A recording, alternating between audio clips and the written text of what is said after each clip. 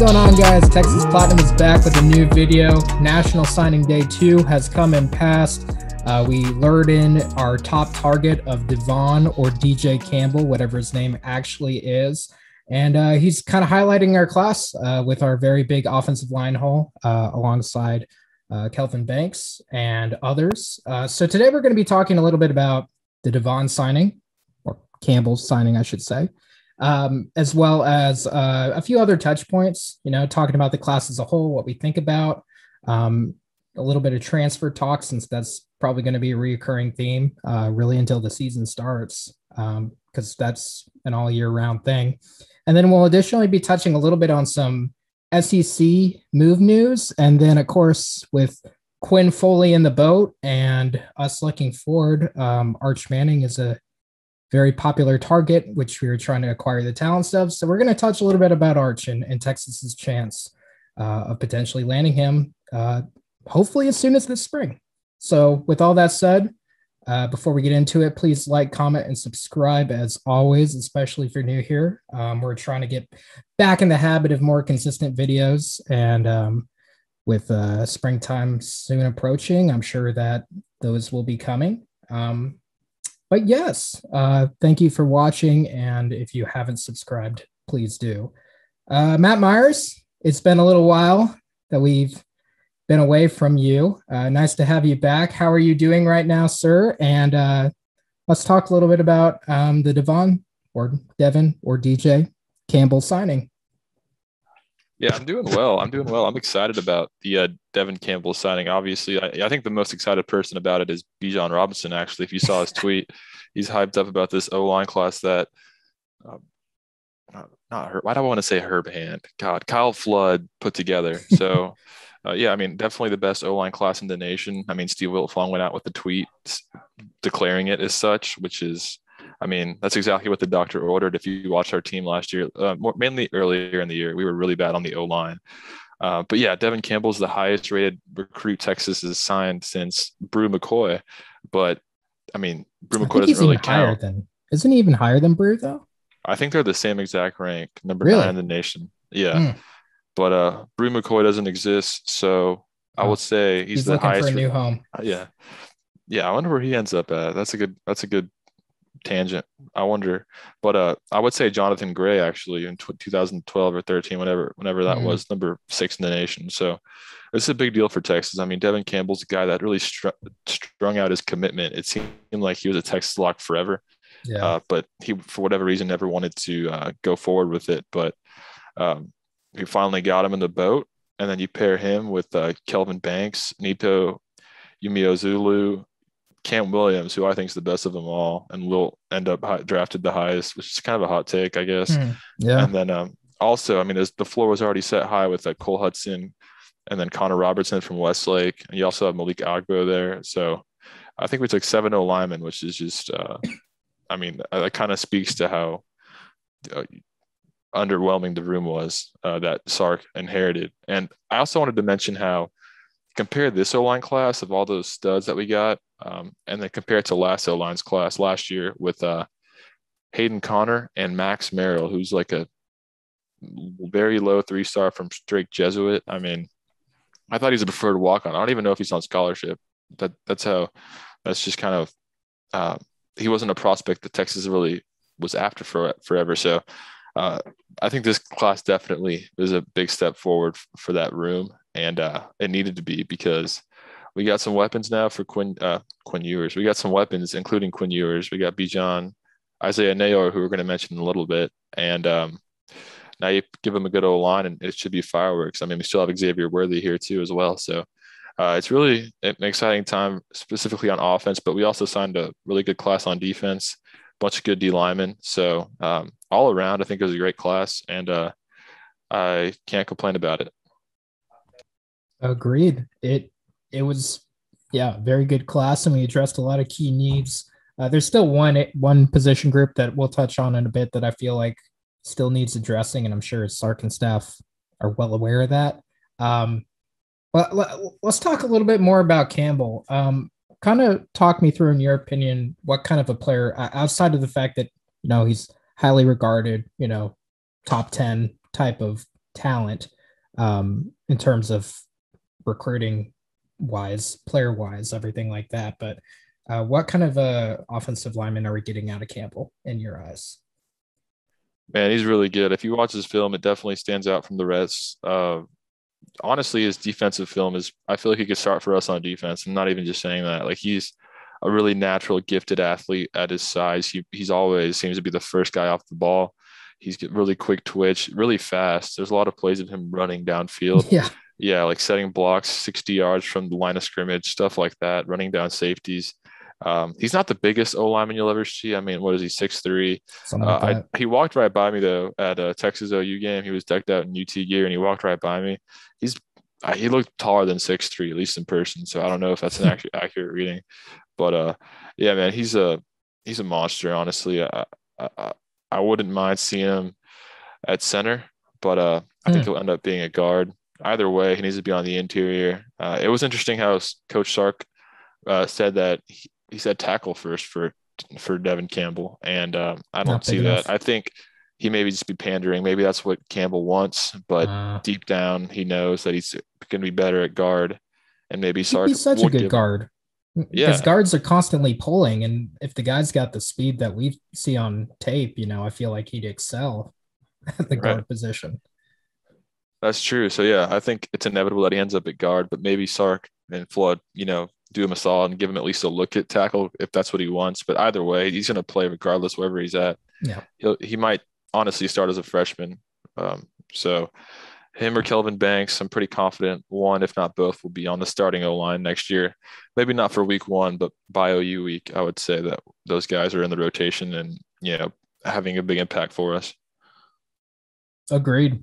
Yeah, he's just watch this film and I think I tweeted out a recruit not a recruit. I tweeted out a clip rather of his film, and it's just all pancakes. I said if like he'd be like a Michelin chef of pancakes, just because every play on his on his highlight tape is pancake one after the other. So the guy's got a lot of speed, a lot of power, and seems to know how to use his body for leverage in a very effective manner, which you don't always see, especially to the level that Campbell does. So yeah, that was a huge get. Now in retrospect, we'll kind of have this be the wrapping up point of Campbell, but that it seemed like he did secretly sign back in the first signing day. Myers, I take it that that's correct.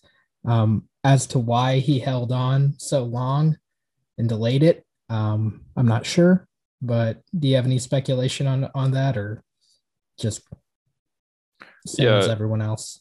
Who knows, honestly. I think Inside Texas kind of gave us a lot of hints that he did sign right before the early signing period ended, and was just quiet about it for 2 months. I don't know why he wanted to wait. I feel like he always, at least after Lincoln left, and Beatonbow stayed at Oklahoma, I feel like after that it was just like a clear decision for him. So yeah, I don't know why he wanted to string it out, but maybe he just enjoyed the recruiting process. But I find that hard to believe because he talks so little. So yeah, it's a mystery. No one, we'd have to ask him, I guess. But yeah, I don't know. But I mean, he signed with Texas. That's all that matters. I wish he was an early enrollee. I'll say that. Yeah, because man, if we had him here for a spring, oh man, he'd definitely be starting for us next fall. So, but either way, he's a Longhorn, so I'm celebrating it. All right. Well, now let's just go to the recruiting class as a whole. We've touched on it in previous videos, and really Campbell's essentially the only really new addition in terms of high school recruits. I mean, transfers, we got a few new guys that we'll touch on in a bit, but top 5 class in the country. Myers, the class definitely addressed a lot of needs. I mean, obviously O-line was big. There are quite a few defensive linemen and edge rushers in it as well. And then I feel like our secondary got a lot stronger too. How do you feel about our 2022 class that we just got? Yeah, I'm glad that we definitely built it from the inside out this year. We definitely addressed the trenches first. We got 7 great O linemen and then a bunch of good D linemen and some good edge rushers. A lot of them from the Southeast and typically, Louisiana, Mississippi, Alabama. They produce really good uh, linemen and just defensive players in general. So I'm happy that we definitely are filling those rooms up with quality players. Uh, the receiver recruiting haul this class was definitely, a huge letdown. I mean, a fireable offense. I mean, Andre Coleman got left go as a result, but we did get Brendan Thompson out of it, who is going to be absolutely dynamic for us. He's going to be our fastest player on the team immediately. So you would think that Sark's going to definitely scheme up some stuff for him to get him touches in open space. I mean, if you watch this film, it reminds me a lot of Jalen Waddle. He looks kind of like that, just a blur compared to everybody else. So I'm excited to see what Brendan Thompson can do. He's been banged up a little bit his senior year, so hopefully he's fully healthy when he gets to Texas. He's a track guy. But yeah, I would say, Terrence Brooks stands out a lot when you watch the film. I mean, he's one of our highest ranked guys, so it's pretty obvious, but I wouldn't be surprised to see him starting for us next year in the secondary somewhere at some point, because he's just a natural football player. You can see it. So, and he's super talented. He's an Aggie legacy, actually, which makes it funnier. But yeah, I mean, I really don't have any. I would say, like I've been saying this, y'all have heard me say this. I think Cam Williams will be the highest drafted of all these recruits. I think he's the biggest fish of them all, at least a gem, I would say.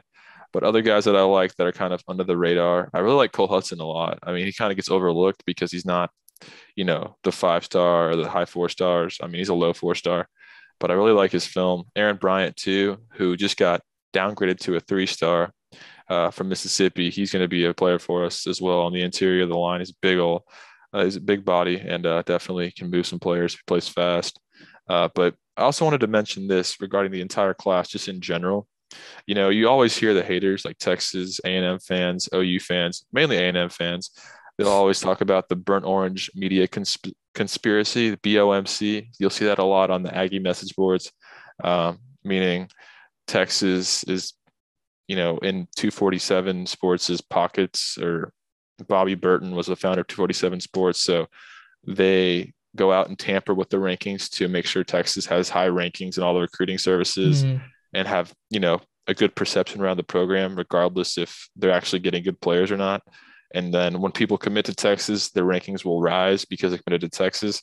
Well, this year, it was pretty much the opposite of that. So pretty much everybody that committed to Texas dropped in the rankings, besides like Ethan Burke is one that didn't drop. He actually rose. And then Nito Yumio Zulu, everybody else dropped. I mean, Kelvin Banks just dropped to like 64 in the country in rivals. A lot. And so Texas really got hit hard by, rankings. The rankings dropped a lot of our players. I mean, Larry Turner Gooden's a guy that was almost a 5-star, a year ago. And he's barely a 4-star now. It's just crazy how Texas got hit so hard with all these,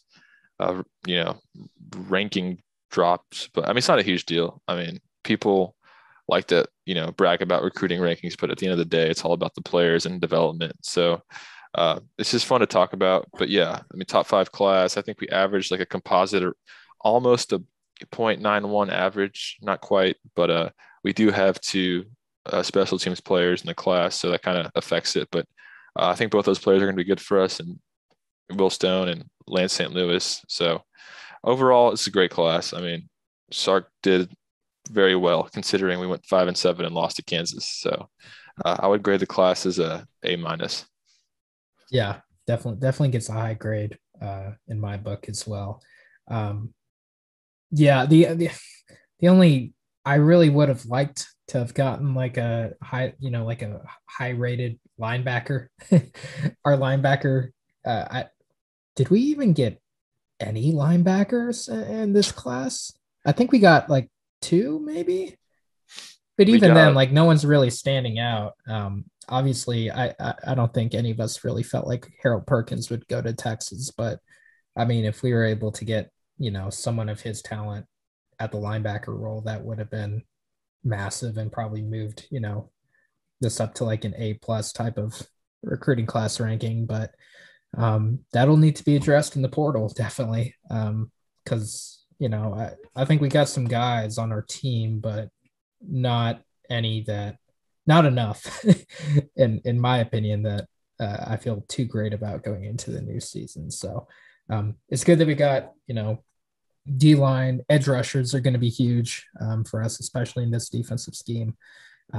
Pretty much everywhere else we addressed, but linebackers, we need to do better. And, Drew Sanders, I know that he's not a high school player, he's a transfer, but that miss was big.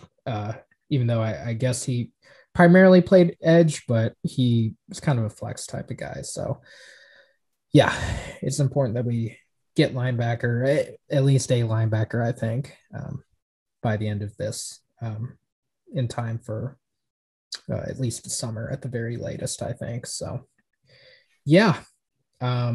Any final thoughts about the class before we move on? The transfers?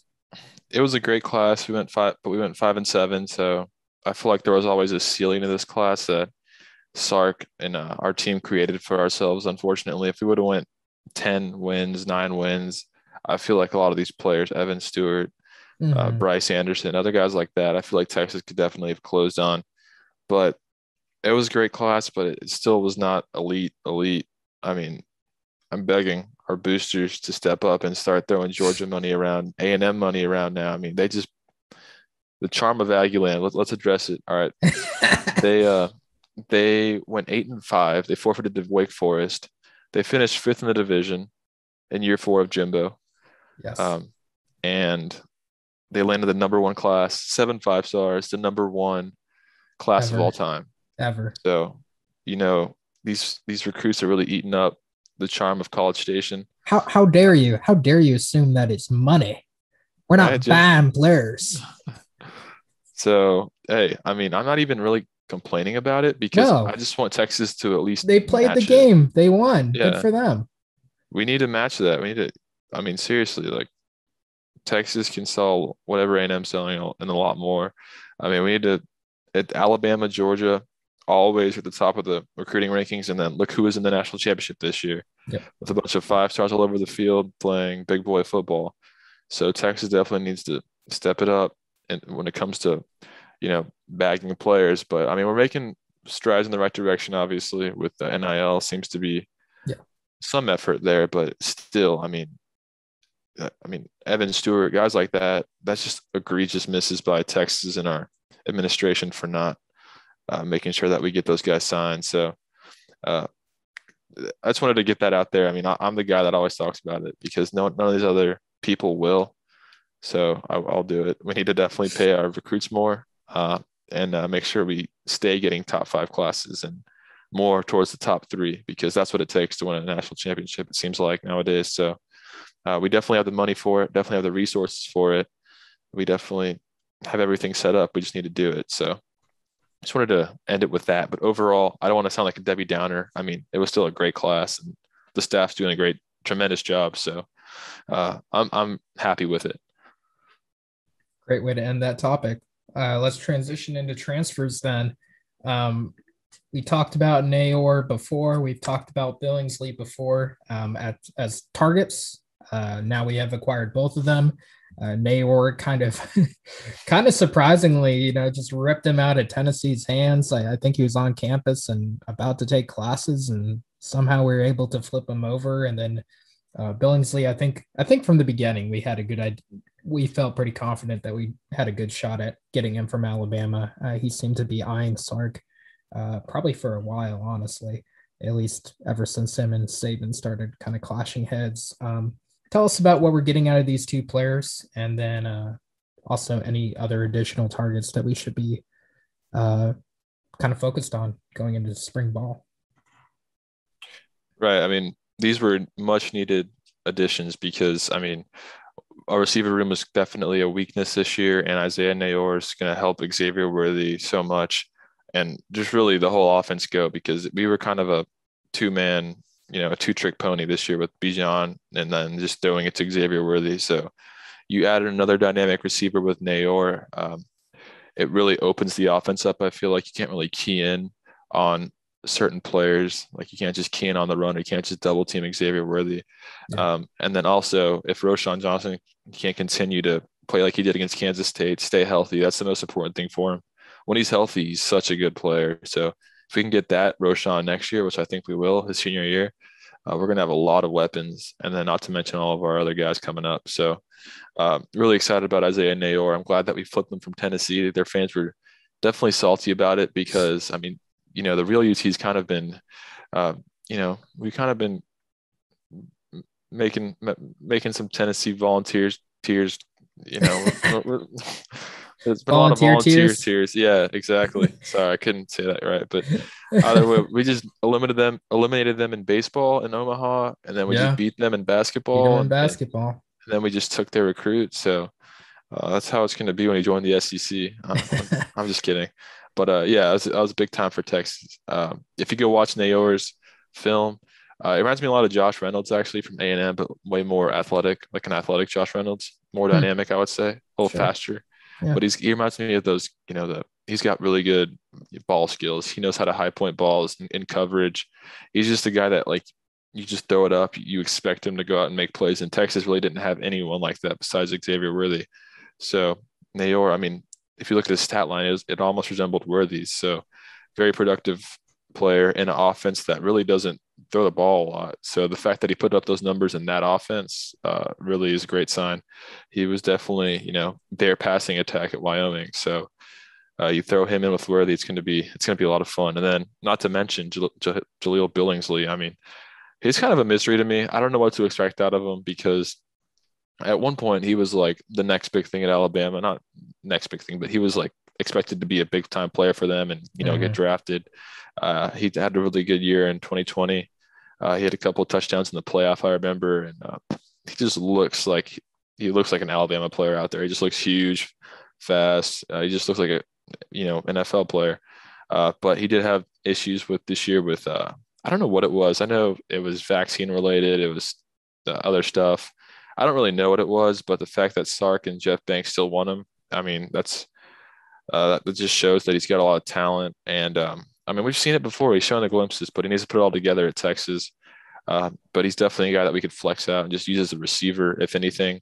Kind of like Troy O'Meary, but you can't really rely on Troy O'Meary yet. We need to see him healthy first. But I'm excited about Jahleel Billingsley as well. I think he'll definitely add a wrinkle to our offense that we didn't have last year. We had nothing out of our tight end room, at least in the passing game or even the running game. Honestly, I don't think our tight end blocking was that great last year either. So really, our tight ends contributed nothing. At least, that sounds rude to say. They didn't contribute as much as they should have. So I think Billingsley gives us at least a new look that we could do, at least through the air. I don't know if he's a great blocker yet. I think he needs to definitely improve as a blocker. But other than that, I think it's got a lot of potential to be fireworks for Texas if we can hone it together, improve his blocking a little bit. And then, those crossing routes, over the middle, I think he'll be money for us on third down. Definitely. Yeah. In terms of Nayor, yeah, he's definitely a fantastic receiver that Texas desperately needed, especially after not getting Evan Stewart. Honestly, this might be a lazy comp, but he reminds me of what Joshua Moore was when he was at his A game. When Josh Moore was doing really well, the issue was he didn't do that consistently. He'd occasionally have games where it's like, oh my God, and then he'd have games where he wouldn't even get like a target, I feel like, because he just couldn't get open. But to me, he looks like that type of player, but consistent, so that's obviously good to have. I imagine we'll put him on the outside and potentially put Worthy back in the slot. It depends how the depth chart shakes out, really. Because this will be Whittington's final year too, and knock on wood that he stays healthy and has a good season. Having those three on the field, O'Meary as well fighting for a spot. I mean, we'll have good depth at receiver, I feel like, for a long time just by adding Nayor in, and then of course Billingsley. Yeah, like you said, I think he adds A lot more of a pass catcher type tight end to our already pretty good but pretty unproven room. Lot of good depth behind him, but a lot of young guys that need reps, and I think putting a more veteran player in that room is going to be beneficial for that room. Any other transfer targets? Obviously, O'Shawn Mathis is not looking like the slam dunk that we thought he was going to be, especially with acquiring Gary Patterson. I thought we all basically, whenever he announced he was transferring, everyone's like, oh, crystal ball, Texas, he's going there. It seems like he's looking around a little more and actually doing his due diligence before just committing to Texas immediately. Do you think we'll get O'Shawn, and any other targets that we should be aware of for the time being? I do think we'll get O'Shawn Mathis, or at least we have to get him. But Right. but no, he's finishing up school this spring. I think he needed like 10 credits to graduate from TCU. So I think that's what Inside Texas said. So he's going to do that. And then I probably this summer, as soon as he graduated or right before he graduated, announce where he's going to go, I would imagine. And I think it'll be Texas. I mean, the smoke that Texas got originally was really strong. And I don't think anything has happened to ruin that. I'm sure other schools have, definitely contacted him. I know Clemson was after him, Georgia too, but I think he'll be at Texas. That's just what I've heard. It's been consistent from other, like all the pay sites, 247 Sports, Inside Texas are all very confident. I've even heard them like, it seems like they're hinting that like it's a, like he will be on the team next year. So I imagine he'll be on the team, and we need him really badly because if we don't get him, that Drew Sanders miss hurts even more. Yeah. And then we end up with, net nothing at edge rusher through the portal, which is what another huge area that we needed to improve this offseason. So I think O'Shawn Mathis is, going to be a Texas Longhorn, but yeah, just the fact that he's stretching it out always draws, some suspense, some concern. I mean, kind of like Devon Campbell. He stretched it out and we're just like, I don't know. I mean, yes, I think he'll be a Longhorn, but you never know when it's going to be a couple of months. So, and a lot can change. I mean, something could happen over the next couple of months and he could end up committing somewhere else. So yeah, I mean, as of now, I'm confident, but we'll see. We'll see in June. Yep. Any other targets, or should we move on to some SEC chat? No other targets that I've read about or heard of. I thought it was interesting how Steve Sarkisian in his press conference mentioned that they still have extra slots available through the portal, just in case after spring some other guys enter the portal. That Texas could definitely take a look at, because I mean, that's smart. You don't want to load up now on just, a bunch of not Jags, but just average players. And then if Quentin Johnson or Jordan Addison enter the portal after spring ball, and then you just have no slots left and you just have to tell them no, that would be a disaster. So I'm glad the staff is, playing it slow on some of these guys. Definitely set a high floor already with Quinn Ewers, Nayor, Billingsley, and hopefully Mathis. But then if you add in, because it's going to happen, a star is going to end up entering the portal after spring or in the summer. It's going to happen. And it might be a star that Texas has ties to, or a star that Texas can pitch to come play here. So I'm glad that we're definitely leaving those spots open. And hopefully, a Quentin Johnson or Jordan Addison does enter the portal, or a great linebacker. Like you were saying, we need a linebacker really badly. So I think the staff is aware of that, and they're going to slow play them. And hopefully, some talent enters the portal and our staff is ready to pounce on it. Yeah. Well, cool. Let's transition then. So I'll kind of let you actually take the lead on this, because you were the one that wanted to discuss this topic in particular. Talk to me a bit about the SEC move for Texas. That we're starting to get a little bit of smoke that it may not be as sudden as we thought at the beginning of last season when the news broke, or last summer rather. No, I mean, it was almost this season, but I digress. But kind of talk a little bit about what the timeline's looking for that, and what fans should be expecting in terms of the SEC move. Right. So Inside Texas, I quote them a lot, actually. They basically, Eric Nahlin was saying that So it's looking more like 2023 at the earliest, but 2024 may actually be a real possibility, which is actually like that blew my mind. I thought that for sure as soon as it was announced in July that Texas and OU were going to the SEC and it was already official, we were voted in and we notified the Big 12 that we're leaving. I thought there's no way that we stay longer than this season and then we're gone. This coming July, Yeah. we're in the SEC because schools don't wait for 4 or 5 years. They never live out their contracts. No. The relationships get strained between not the networks, the conferences and the teams, and it just becomes a unhealthy relationship all the way around. And usually teams just cut ties and pay buyouts, and networks will step in and pay buyouts. So hopefully ESPN steps in and pays OU's buyout because apparently they're poor and can't come up with the money for it. But I think it'll probably be 2023. And Trevor and I just kind of wanted to talk about it because not only the timeline so much, but more of just kind of revisiting the SEC move because it's still kind of crazy just to think about Texas joining the SEC. It happened so fast and then it just kind of died down. Like, yeah, Texas joining the SEC. After year one of Sark, Trevor, how are you feeling about Texas joining the SEC and playing, Bama, Florida, Georgia, A&M, Arkansas, all these teams, yearly, routinely? Are you excited about that, or do you think that we need some time to up our roster, or are you ready to just get some good matchups? Because it's going to be a lot of fun, playing a lot of big time programs opposed to, Iowa State and Kansas. So even though we lose to them, but at least it'll be more fun to play bigger. Right. Yeah, we lost to both of those teams this year. Last season, I should say. This new season's coming. That'll change. Hopefully. That's right. It's Kool-Aid time. Yeah, no.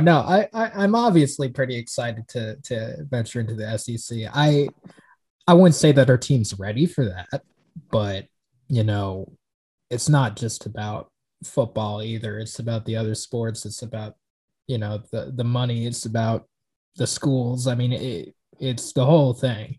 In terms of football, though, yeah, I don't have an issue waiting a little bit longer just to let this team grow in some chemistry for Sark to kind of get a firmer grip of the program and bring in a few more of his guys and kind of implement his schemes a little more, get some better continuity.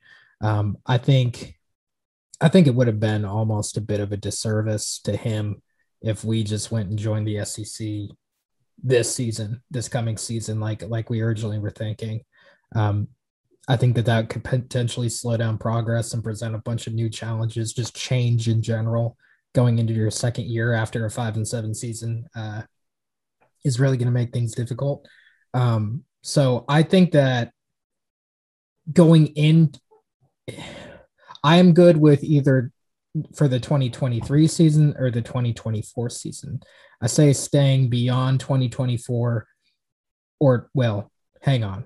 No, going into the 2024. If we stay through 2024, I think that's when issues arise. So as it's currently set for the Big 12, the four new teams of BYU, Cincinnati, Houston, and UCF will be joining the Big 12 in 2024, if my research is correct.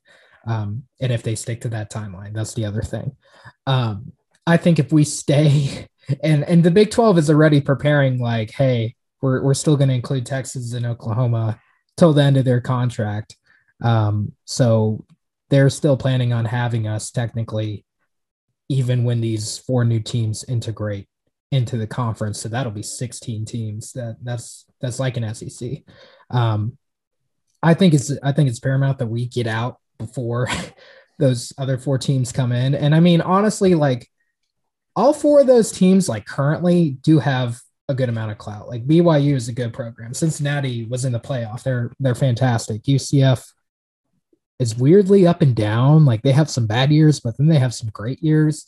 And then Houston has been pretty respectable as well. So, I mean, none of these teams currently are bad, or, I mean, honestly, they're all better than a lot of the lower tier Big 12 teams that we have in the conference at the moment. But at the same time, just for the sake of, I guess, selfishly Texas branding, I don't want to be associated with those teams. I get it. Like we're already associated with, the rest of the Big 12 and so be it. But I feel like that's a new age of the Big 12. And it just makes sense to move on at that point. I feel like the Big 12 conference shouldn't be trying to keep us around either. I mean, I guess they want money, so they're going to do it, even if it's unhealthy. But I think the second that they start bringing new teams in, we got to get out.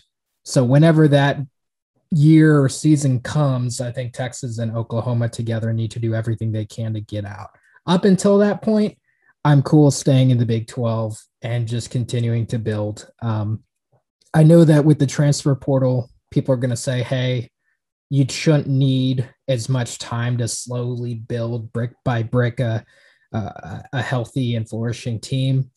I kind of disagree because Texas has been in such a unstable position for the past decade plus. I think that this will take a little bit of time, and it's not going to be like a Michigan State where 1 year, flip the switch, it's done. That'd be nice.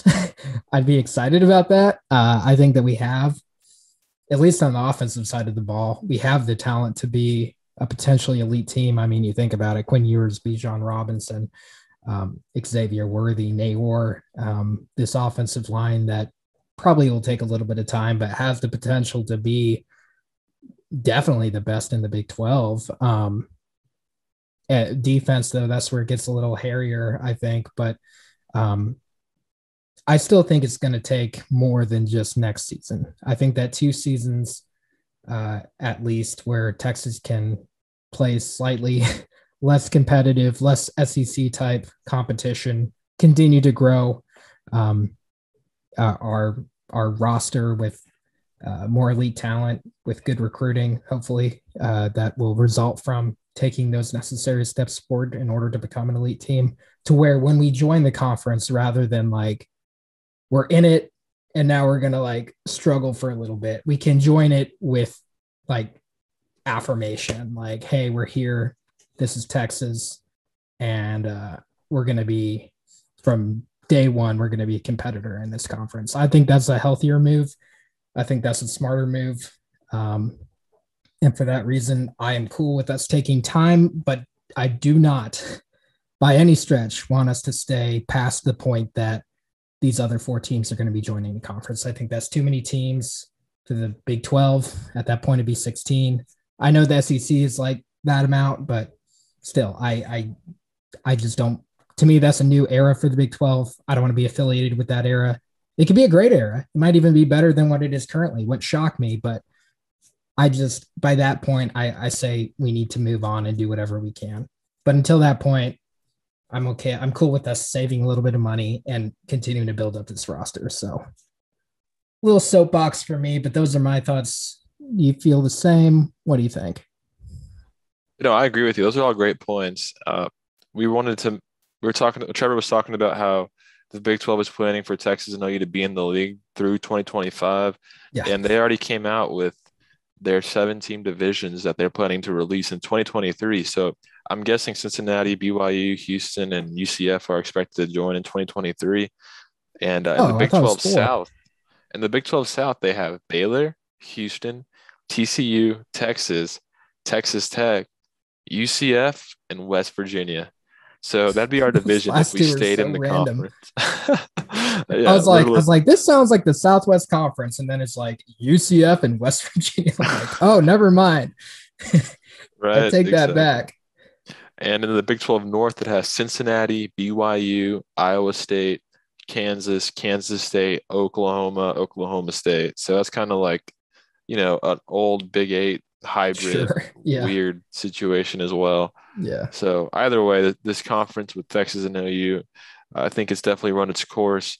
I expect 2023 to be the year, but it's looking like it might be 2024, which should be sad because I'm ready to, cut bait with the Big 12. And that sounds wrong to say because it's a great conference. I mean, we're definitely bottom feeders in it, Top not 3. Middle tier. Middle tier. But and it's the best basketball conference too, which is exciting for our basketball program to definitely, hopefully, blossom in the SEC because we won't be playing as many big time opponents every week. But Yeah, it'll SEC be has good interesting to teams, though. watch. Not as many as the Big 12. The Big 12 is the No, best not as basketball many, conference. but they do have some good teams. Yeah, they do. Kentucky, Auburn's been really good. Bama's been weirdly good. Florida's had their heyday. Anyway, Right. thinking about basketball. Yeah, those are our thoughts. But yeah, so I guess we're both kind of in agreement then. Like, it's okay to wait a little bit longer. We're not,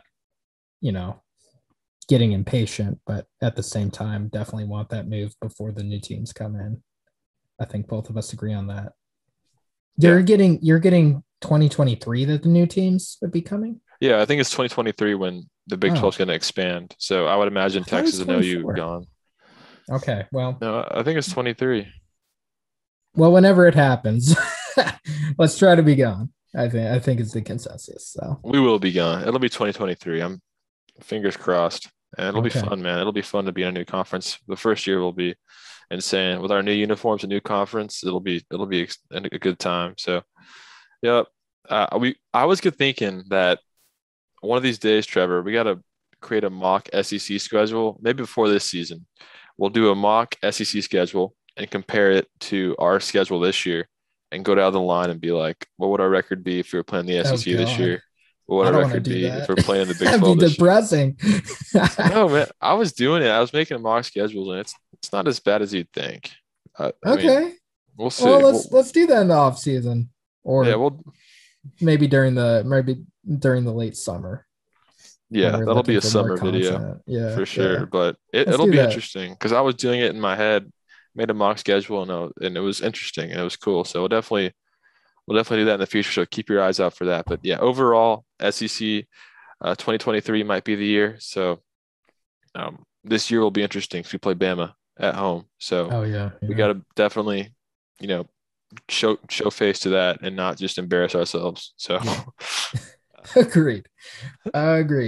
Let's wrap up this video then with Arch Manning, the man, the myth, the legend, our next QB target for Texas. What are our chances of realistically? What are our chances of getting Arch? Well, they seem to be decreasing at the moment. It's often been said that Quinn Ewers will scare off Arch Manning and they'll never play together. None of us subscribe to that. It's frustrating to watch because I really felt like Texas was the clear leader for a long time. We've been the constant one in that recruitment. Texas has a lot of natural things going for it. They love Steve Sarkisian, the Manning family does. They love AJ Milwee. They love the city of Austin. I mean, it's a huge brand. Everything was lining up well for Texas to pull off the upset and land Arch Manning. But then we went 5-7, lost to Kansas. When Arch visited in Oklahoma State at home, Texas laid a big fat egg offensively, and we lost in front of Arch. And then Georgia, who I think is the other contender, goes on to win the national championship this year with Stetson Bennett. So that's not really a great, that's tough to definitely overcome when you're 5-7. So I feel like Georgia may have taken the lead here, honestly, from what I've been trying to read and figure out about the situation. It's interesting because Arch was originally rumored, at least on Inside Texas and other sites, to be eyeing a February commitment, but definitely, so it looks like he'll be pushing that back because I don't think Texas or any other school, but mainly Texas, didn't give him the clarity he needed because, I mean, look at us, it's 5-7. So I think he's definitely going to open things up more and kind of just take his time because he wanted to build a class early because, a quarterback has a lot of pull. I mean, Arch Manning has so much pull. And if he committed in February to a school, he's going to be able to build a monster class around him. And that's what he wants to do. But Texas really hasn't separated ourselves enough. And now it might even be in second or third place. But Texas has always been there towards the top of his recruitment. So we got to stay on it. Hopefully we show out this season and show him that our offense is elite and he can be an NFL player here and compete for championships. And then also AJ Milwee was by to see him the other day at his basketball game. And I saw a picture of him, Nick Saban, Pete Golding, all there and like in the rafters watching Arch's basketball game, which is kind of cool. But yeah, man, it's I don't think this recruitment's going to be over anytime soon, actually. And it sucks because it seemed like Texas had a real chance to close it out this month, but that's definitely not going to happen now because we kind of fumbled the bag there. Yeah. Yeah. That was up until the OU game. It seemed like we really had a good chance. And then especially when we were beating OU as convincingly as we were, it seemed like, you know, it's written in the stars that Arch was going to commit to Texas. And then we dropped that bag, and then following week dropped that bag against Oklahoma State. So yeah. I mean, yeah, I think Texas still has a chance. It's just, I don't know. It's curious to see when he will commit, how long he'll wait. To me, he doesn't strike me as the kind of guy that'll commit and then decommit, you know, change his mind. I don't, that doesn't seem like his brand. So I feel like once he makes a decision, he's not going to go back on it. So that makes me wonder if it'll even be this spring. It may not happen until like, you know, the fall, like October. So that'll be very critical that Texas, you know, at least starts the season on a somewhat high note, you know, and has a respectable record going into the Oklahoma game. And hopefully, well, we definitely need to beat Oklahoma. It's been a long time since that has happened at this point. So yeah, it's critical that Texas gets better record wise, win and loss wise, and also it's equally critical that that yours doesn't stink and is actually really good, because if he does that if he is not good, that shows that Sark's development might not be quite that all that is cracked up to be, and that'd be a big red flag for Arch. So Quinn actually needs it. It's going to benefit, you know, our chances of getting Arch if Quinn actually does really well and lights the world on fire, in my opinion, at least. So yeah, stuff to look out for. I think we still got a chance with him. The Georgia thing is just interesting because Georgia just hasn't. I mean, Matt Stafford, I guess, is really their only really good quarterback, at least that comes to mind in their history. I think like they're not really. I mean, Texas has had some great quarterbacks, but not until Mac got here. But yeah, so I feel like Texas is biasly probably, you know, a safer option in terms of development in the full package. But, you know, there's also Alabama, there's also Clemson, you know, Ole Miss, Right. You know. So I don't know. We'll see. You can bet that Arch Manning will be at the Texas-Alabama game in week 2. So Oh, yes. that's going to be a fun one for sure. Yes. Well, unless he commits somewhere else by then. Yeah, that's possible. Yeah. But if not, that'll be a big game for him for sure. And it will actually give him what he wants, you know, like, well, if we lose, maybe not, but like he'll get to see a packed DKR night game, high energy. Not I didn't go to the Oklahoma State game. I wasn't there for that, but I watched it on TV and it didn't seem that high energy or anything. It just seemed kind of hot and blah. You know. I think, were you there? No. Yeah, I was there. It was just, you were. It was just a typical 11 a.m. big noon game. It's just hard to get those games. You know, they usually don't have great atmospheres. Yeah. Yeah. So yeah. Right. It just makes it's written in the stars. Arch Manning leading the Texas Longhorns into the SEC. So that's all I want. So hopefully, fingers crossed that we get that one done. But if not, I'll be very sad. But we do have Quinn Ewers, so yeah, and and Malik Murphy. We do have Malik Murphy. We do have Malik. Apparently, he's pretty good, and we got to put some respect on his name. So, any final thoughts, Myers, to wrap up this video? I got nothing. Sorry, guys. I've been stuttering a lot tonight. I'm just kind of rusty and tired. We're rusty. It's been a while since we've done like maybe it hasn't been that long, but it's felt like a while at least since we've done like a serious video. We've been doing all these uniform videos. We need to get back into the the nitty gritty, you know, of like actually dissecting intense topics. But if you haven't checked it out already, definitely check out the Texas uniform video. That did surprisingly well. We thought we were going to get some hate on that video. A lot of positive comments. So thank you for those that watched and chimed into the comments. Right.